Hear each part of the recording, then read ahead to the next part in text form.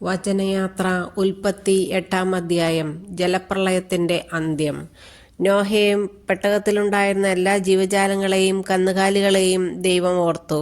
അവിടുന്ന് ഭൂമിയിൽ കാറ്റുവീശി, വെള്ളമിറങ്ങി, അഗാധങ്ങളിലെ ഉറവകൾ നിലച്ചു, ആകാശത്തിന്റെ ജാലകങ്ങൾ അടഞ്ഞു, മഴ നിലയ്ക്കുകയും ചെയ്തു. ജലം പിൻവാങ്ങിക്കൊണ്ടിരുന്നു. 150 ദിവസം കഴിഞ്ഞപ്പോൾ വെള്ളം വളരെ കുറഞ്ഞു. 7-ാം മാസം 17-ാം ദിവസം പെട്ടകം അറാറത്ത് പർവ്വതത്തിൽ ഉറച്ചു. 10 മാസത്തേക്ക് വെള്ളം കുറഞ്ഞുകൊണ്ടേയിരുന്നു. 10-ാം മാസം 1-ാം ദിവസം പർവ്വതശിഖരങ്ങൾ കാണാറായി. 40 ദിവസം കഴിഞ്ഞപ്പോൾ നോഹ പെട്ടകത്തിൽ താനുണ്ടാക്കിയിരുന്ന കിളിവാതിൽ തുറന്ന് ഒരു മലങ്കാക്കയെ പുറത്തുവിട്ടു. വെള്ളം വറ്റുവോളം അത് അങ്ങുമിങ്ങും പറന്നു നടന്നു. ഭൂമിയിൽ നിന്ന് വെള്ളം ഇറങ്ങിയോ എന്നറിയാൻ അവൻ ഒരു പ്രാവിനെയും വിട്ടു.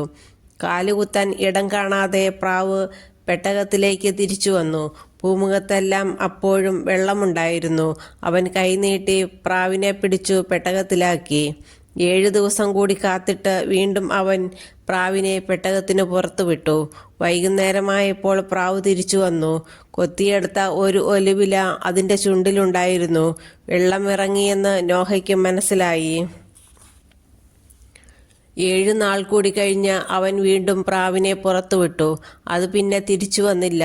നോഹയുടെ ജീവിതത്തിൻ്റെ 601-ാം വർഷം 1-ാം മാസം 1-ാം ദിവസം ഭൂമുഖത്തെ വെള്ളം വറ്റിത്തീർന്നു. നോഹ പെട്ടകത്തിൻ്റെ മേൽക്കൂര പൊക്കി നോക്കി. ഭൂതലമെല്ലാം ഉണങ്ങിയിരുന്നു.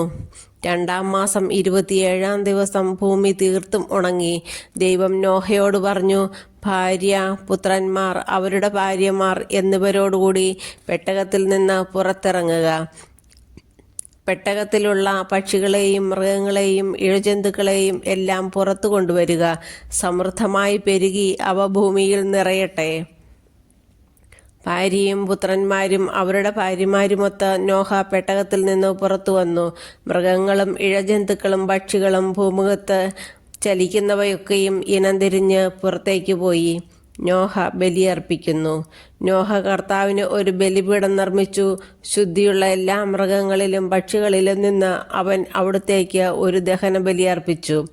ആ ഹൃദ്യമായ ഗന്ധം ആസ്വദിച്ചപ്പോൾ കർത്താവ് പ്രസാദിച്ചരുളി, മനുഷ്യൻ കാരണം ഭൂമിയെ ഇനിയൊരിക്കലും ഞാൻ ശപിക്കുകയില്ല. എന്തെന്നാൽ തുടക്കം മുതലേ അവൻ്റെ അന്തരംഗം തിന്മയിലേക്ക് ചാഞ്ഞിരിക്കുകയാണ്.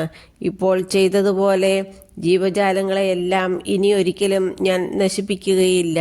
ഭൂമിയുള്ളിടത്തോളം കാലം വിതയും കൊയ്ത്തും, ചൂടും തണുപ്പും, വേനലും വർഷവും, രാവും പകലും നിലയ്ക്കുകയില്ല.